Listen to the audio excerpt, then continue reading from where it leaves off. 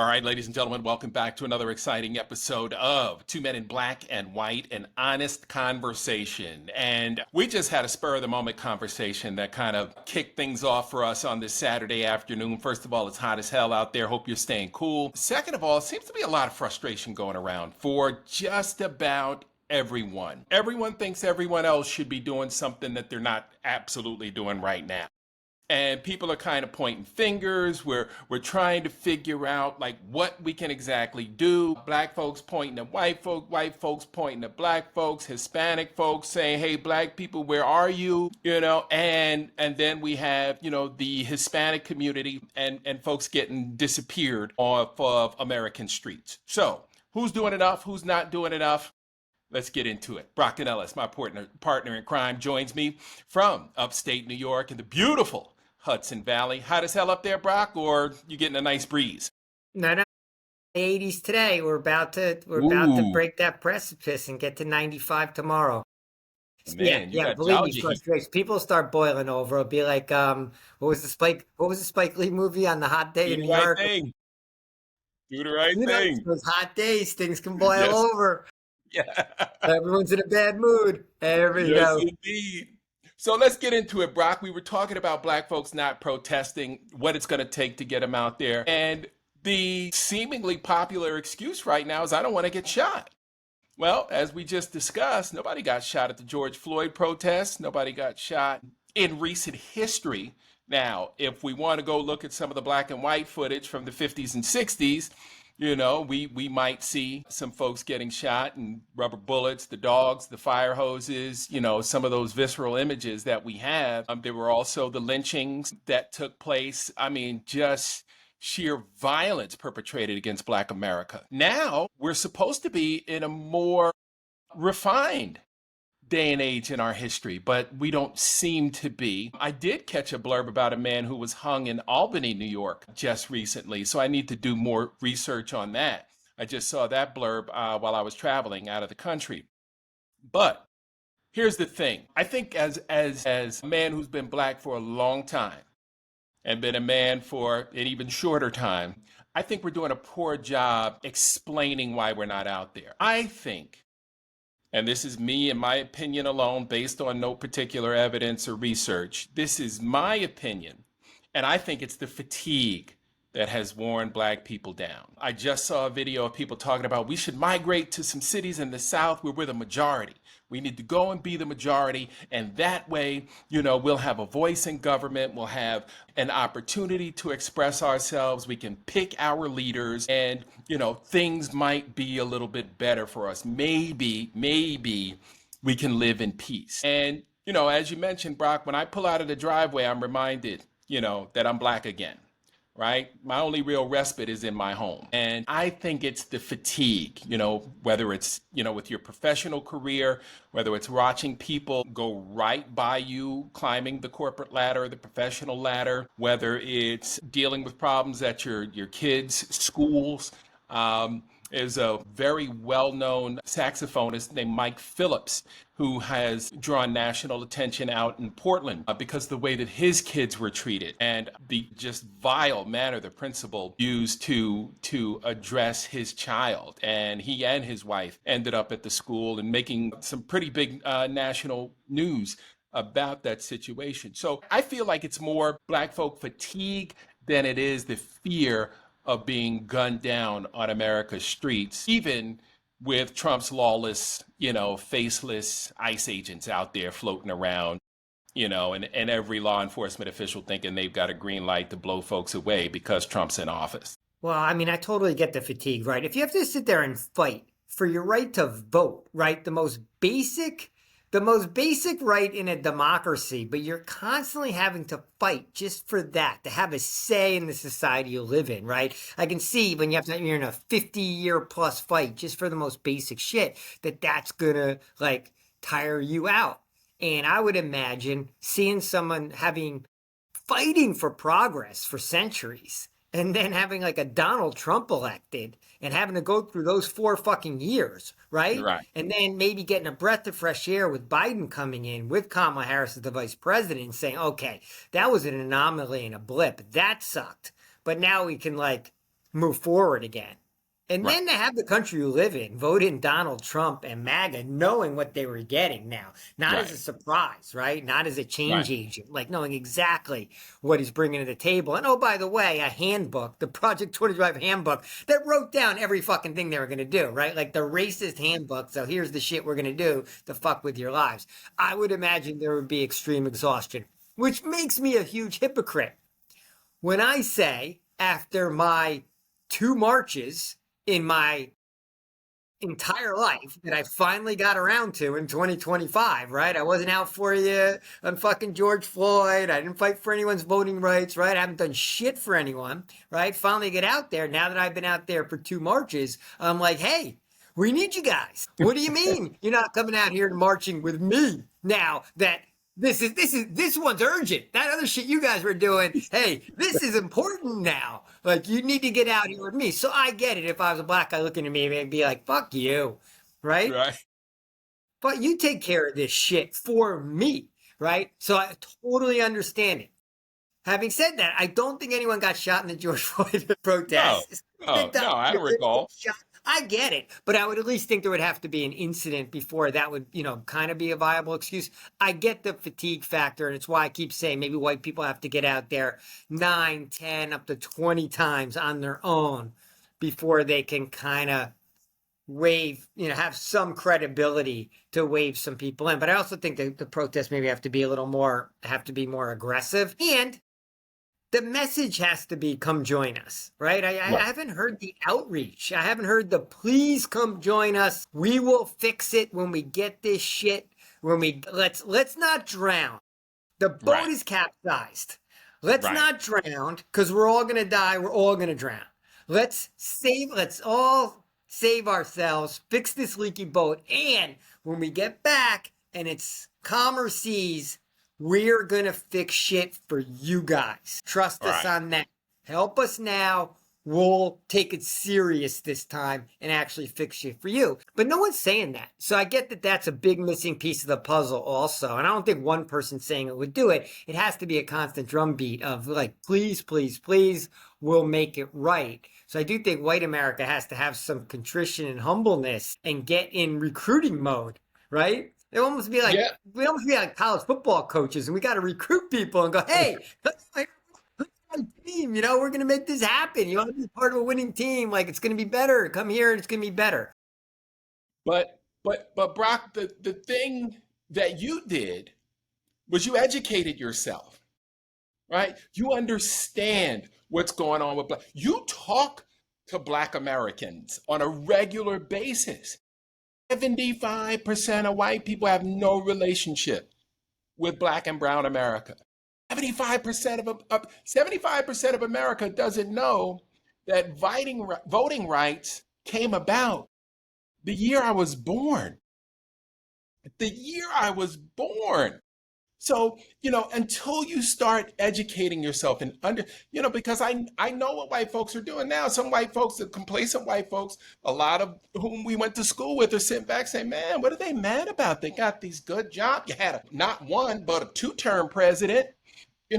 What's wrong? Everybody could be Barack Obama if they're black. I don't know what, that's a Dabo Sweeney impression. It's pretty bad. Look, you have to understand the history. You have to understand why my father, was a migrant farmer picking apples up in Poughkeepsie and then driving to North Carolina to farm tobacco, right? And he was the first one in his family to go to college because he went with the GI Bill and then he couldn't find work in the South. And then he came to New York looking for opportunity, right? So until you start understanding the history of what we've been through, because you read a little bit about it, had to read a little bit about slavery, even though our history's been incredibly whitewashed. You had to know that it has not been easy for Black America. And nobody goes down to the guidance counselor saying, I want to be a crack dealer, right? But there are a lot of people who feel like that's their only way out.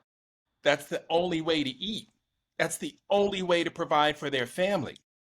And until we start addressing the wealth gap, like Bernie has tried to do, but he's done it, as you have so aptly pointed out, without focusing on race, until we address that and until we give Black folks the same opportunity, again, until we get the same opportunities that everyone else has, right? Because all these other immigrants have been able to come to America, get loans, start businesses in our neighborhoods, right? We've been here.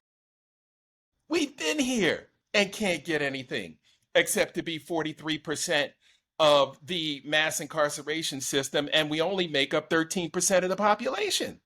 I mean, nobody incarcerates better than America, and nobody incarcerates Black people better than us. So there are some real issues that need to be addressed for us. And these folks that are in office now are only trying to make it worse. And we've been fighting against people, fighting against the system that said, oh, well, we accept you guys kind of, sort of. Don't look at the fact that we just erased, 500,000 people from the voter rolls in the state of Georgia for the 2018 governor's race. Don't pay attention to that. Yeah. That was an oversight, right? And now we know 2025, put it on paper. We know what it is. So, the fatigue mixed in with a little bit of apathy from white America because they're so comfortable, you know, there needs to be more conversation, more understanding. I tell you, one of the best experiences of my life was working with an Indian woman from South Asia who had grown up in St. Louis in a predominantly white private school setting. Her parents had done very well as doctors. And she explained to me so much about the South Asian culture. I was like, oh my God, I never knew. And my parents at the time had a lot of South Asians living in their neighborhood. So when the fireworks went off in November, I was like, what's going on? And I would come to Suchitha and say, hey, there's a lot of fireworks going off, and that's Diwali. Well, can you tell me more about Diwali? And so now I'm getting cultural awareness. I'm understanding how difficult it's been for her and and and what she has to deal with as a woman of color. And she's extremely proud of her heritage. Funny story. We had the production crew sit down and learn how to phonetically pronounce her name. They literally Sue, Chi, The on a whiteboard and went around the room because she said, I'm not going to be working with people who can't pronounce my name. It's not that hard. And so, when you talk about culturally proud people, we feel like every time we've taken a step forward, there, 3 steps backwards we have to go. And not enough people care enough like you did to educate yourself and then still take action. Well, hopefully these podcasts, for the few people that happen to scroll by and stop for a second and listen, maybe getting some benefit because we're just having a conversation that maybe they haven't had or haven't felt comfortable asking, right? Because even if some people work with white people that work with Black people, like, do they feel, is it a little awkward to ask, like, hey, so, how's the, Right. the cuts in the Department of Education, how is that Yeah, affecting right. you? How are you feeling about what's going on with the current government, right? Or, Right. maybe people don't want to know or want to ask. And I know there's always this sense that hangs in the white community of not wanting to like acknowledge sort of the difficulties that white America has imposed on other groups in this country. And in the feeling that they like, oh, I don't want to have to apologize, right? They almost get in a defensive mode immediately, where it's like, well, if you didn't do it, but your forefathers did, and like, just be better today, right? Like, I just feel like I'm not going to sit here and apologize for what happened 200 years ago. I'm just not going to do it. I don't understand what. To me, it would be an empty apology. It would be like almost a stupid thing to do. But I feel bad. Now I feel there's a hypocrisy in this country, but okay, all we can do is be where we are today and then do better moving forward, right? So like, I don't understand why white America just doesn't look at it that way and not feel like they're being like boxed into apologizing or quote, oh, I don't want my kids to feel bad. Like, Right. they don't have to feel bad the truth doesn't have to make It's them feel ridiculous. bad. It just makes them more No, aware. Do you know how much atrocities have happened in the world? in How the do people world. let people go to, does anyone let their kids go to Sunday school or anything to learn about religion? You know what I mean? Right. Murders have happened in the name of religion. Every story in the fucking Bible is people killing each other and doing horrendous shit to each other. Okay. Right. So why is that okay? Like, okay, so can't we just acknowledge things that happened in the past, acknowledge they happened, and then just like do Right. better and be better from here on out? Like, And it's just so simple to me. I don't understand like the other thought process. right. And Brock, you know, for me, you know, again, I've told you this. We didn't grow up in a racist household, right? We grew up learning that people are people. You know, people are who they are. And you judge them based on the content of their character, not the color of their skin. So for us, and even in our household, we don't hate. So I really don't get it.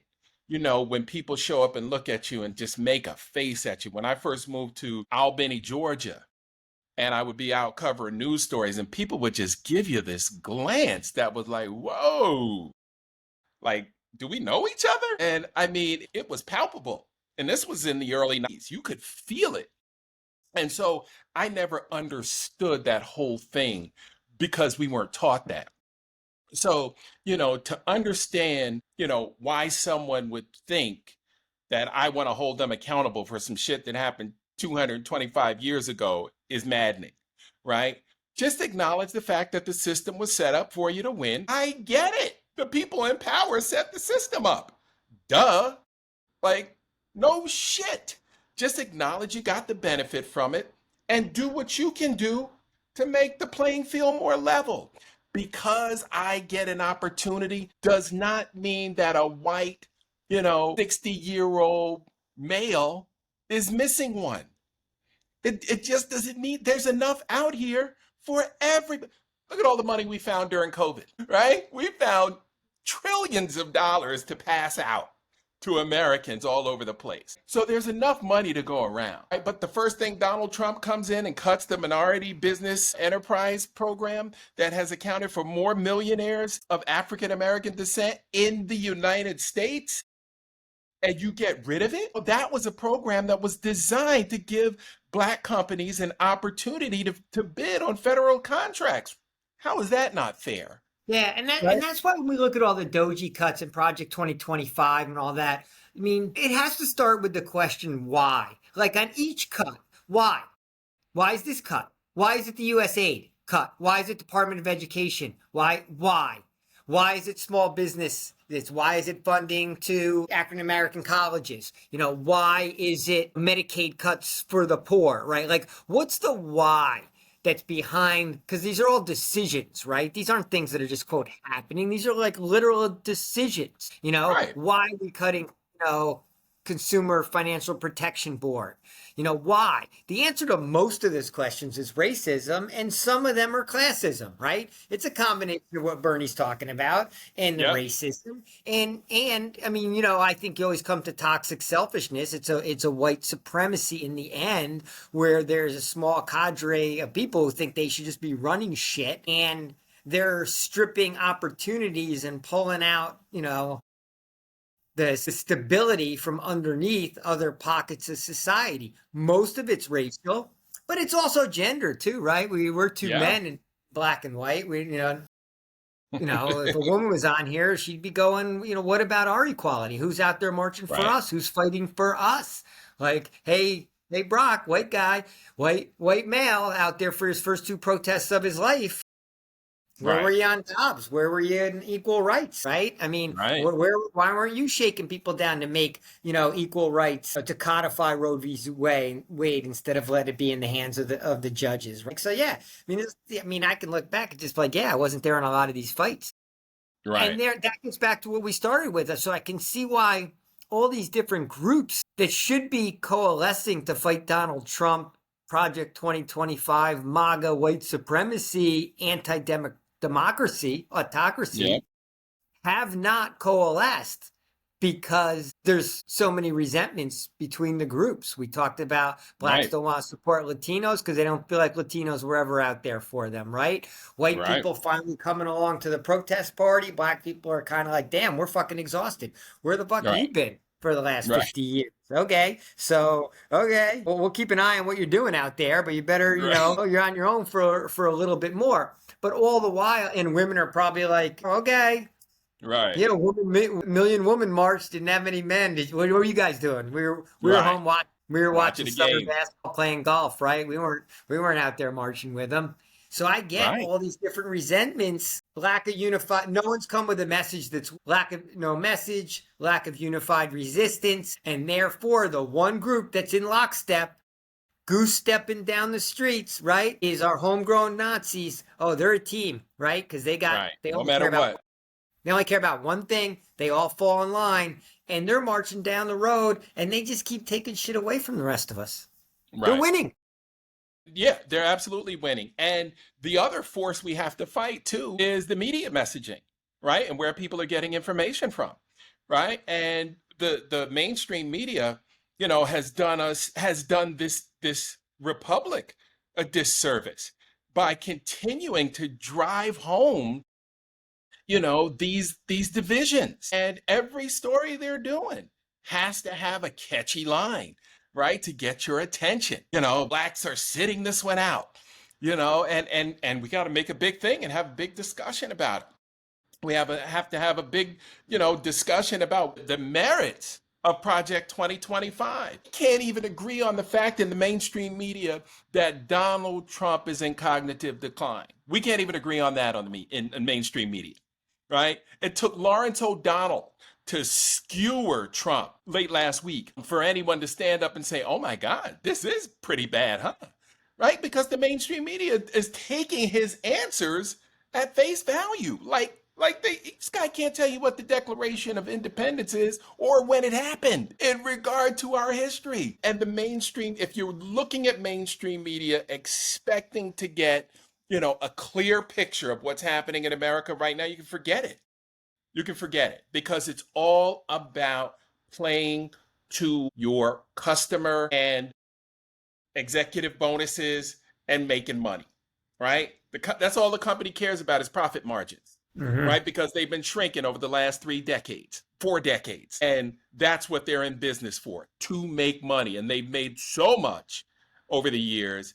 Now they're going to have to risk the republic to continue to make the kind of money that they'd like to make. Anymore. But like, is there a person of color on any of these networks between like noon and 8 o'clock at night? Not that I'm aware of. I mean, I haven't checked lately, but yeah. Jose, MSNBC doesn't have anyone, so you get to Michael Steele. They even have to pull a ex-Republican, right? They can't have right. a Tiffany Cross on there. You need someone who's like, Joy Reid middle gone. middle of the road black guy as they could find. I like Michael Right. Steele, but let's be honest, that's who he was, right? He was chairman of the Right. Republican Party. Right. Right. Right. So, Right. I mean, MSNBC, CNN, I'm trying to think of their lineups. I don't watch the stations anymore, but I'm just thinking of who they have. And then Yeah. the networks, I don't know who the hell watches the networks anymore, but they definitely don't. So like, okay, so there's like no people of color anymore, right? But Anywhere. even more so, Brock, there are no people of color behind the scenes. Very few decision makers in the media, which is the problem. Those are the people with the power. The messengers are not making the decisions on the way we cover stories, the way they are told. Those are the executive producers, right? The news executives in the newsroom saying, "Hey, this is the angle we want to take on this." Right? Those are the people at the New York Times and at the New York Post and every other media outlet you can think of. The people who remain faceless and nameless largely are the people who are deciding the kind of coverage we see. The Yeah, messengers are just there to deliver. I mean, we just can't rely on the media for anything. But we haven't like, I mean, everyone we should just shut them off. They should be starving, right? They should be starving. They should be having meetings all weekend, this weekend, trying to figure out what they have to do to restore trust and to get viewership back. But if they can get away with having a lineup, a generic lineup of, white guys and white women in a row, just telling the same stories every hour, right? Slightly repackaged, then why are we letting them to get away with that? So I've stopped Right. watching all of them 100%. I mean, I'm Right. trying now in my life to walk the walk and not just talk the talk. So I'm like literally just not tuning in. Now, granted, I want Rachel Maddow's voice out there. I just wish Right. she would quit as MSNBC and just create her own network. I Right. continue to think that she should have done that in protest to Joy Reid and other firings. Maybe Right. I don't know if she made a business decision or a decision that she can have, or a social decision. She can have more impact this way. But okay, so those things are all losers. So in the end, the media has been an epic fail. But we, the people, like we, the opposition, we, the anti-Trumpers, have done ourselves a disservice by hanging on to our resentments, not talking to each other enough, and being like this siloed resistance of these like miniature silos that have not added up to enough. Right. Right? The Latinos are out there all alone in LA. White people get out there once a month on an off day for a couple hours in between morning tea and brunch, right? And think that we've like killed it, right? Like look at us, we're out there. Look at it. Oh, we hit 3.5%. That means the regime's going to topple because some fucking professor at, whatever, City University wrote a paper on it. And therefore, white people think, oh, if we just get the 3.5% of the population out there, that means the regime's going to topple in 3 to 4 years. We got 3 to 4 We don't fucking have years? time. We got 3 to We don't 4 have it. fucking years? I mean, come We don't on, have stop with that fucking mathematician bullshit. it. Right. Donald Trump will spend the next 3.5 years not giving a shit about a bunch of white people marching around once a month on the weekends. He will not care. He will be golfing every one of those days. Right. Right. And I think the frustration, Brock, is that, since we've been here since February, we've been looking for leaders, right? There are no Dr. Kings out there. There are no JFKs. There are no Robert Kennedys. There are no love them or hate them. There are no Al Sharptons. There are none of those figures, no Malcolm X's, none of those who were willing to take the risk, right? Back then, decision making in the 70s and 60s and 70s, we saw, like people were making life or death choices. What if Just like somebody got up? What if somebody just got up and said, we are going to overthrow this Trump government? We are going to have so much massive civil disruption that we are not going to allow America as it's currently operating continue. We are going to inflict pain on the wealthy, on the billionaires. We are going to inflict pain. We are not going to let people get to work. We are going to shut this economy down. We are going to flood the streets with so many people that this movement cannot be ignored, to the point where a handful of elected leaders are going to have to say, right, we got to make a change. We have to impeach and convict this fucker. This country cannot go on with Donald Trump as its leader because the people aren't allowing it to. right, We would all suffer pain and it would be uncomfortable. It would hurt to do. But the benefit, we would recover quickly. right.